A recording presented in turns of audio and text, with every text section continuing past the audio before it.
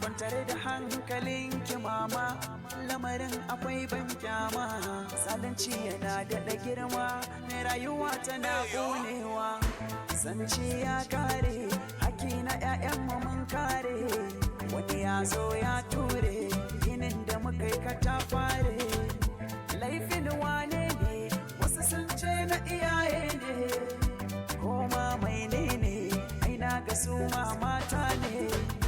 Fyaɗe ya yi yawa a gari, 'ya'yanmu na a cikin haɗari, ba sa fita yawo a gari saboda matsalolin fyaɗe.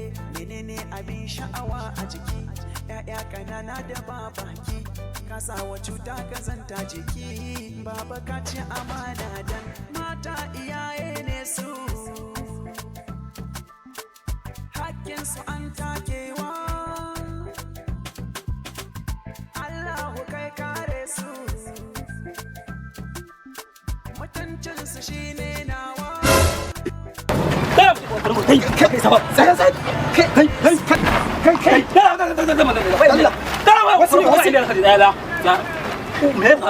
Wasu ne suka biyo ni za su kashe ni, ka taimaka. Me ka musu za mana? Zan gaya ma. A ƙarya ne wallahi. Ba kai saba wallahi.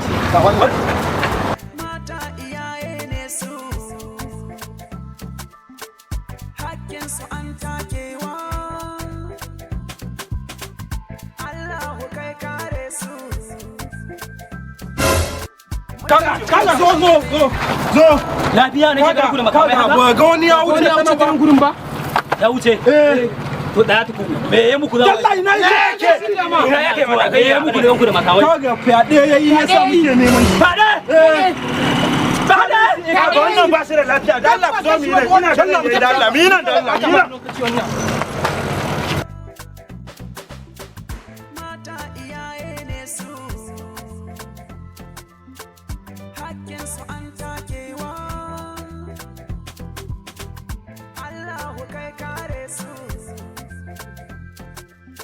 mutuncinsu shine nawa. Hey, wani fyaɗe ya aka kama shi.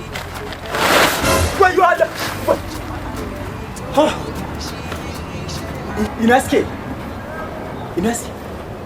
Sun tafi. Amma mutumi na gaskiya ka haɗu ba. Ka san Wai tambaye ka. Me ka musu ne suke bin ka? wa san mene musu? Ina shawo kwana keke na ma fa ina can. Ina shawo kwana kawai na ji ana ihu barawo. Hakan da zan kawai naga mutane radada daga mai barandami sai mai adda sai ina suka yi yanzu. Sun yi nan. Oke na suka yi? Yan ka tashi she kai nan. Oke zan Tsaya kaga. Kuma kudin ka na Ba ka so ne? Ba na so. kai amma kana da kirki wallahi. An gode. Yanzu yanda za a yi da yanda za a yi zan da hutun da na gane gurin. Shikenan. Kai ka haɗu kwa.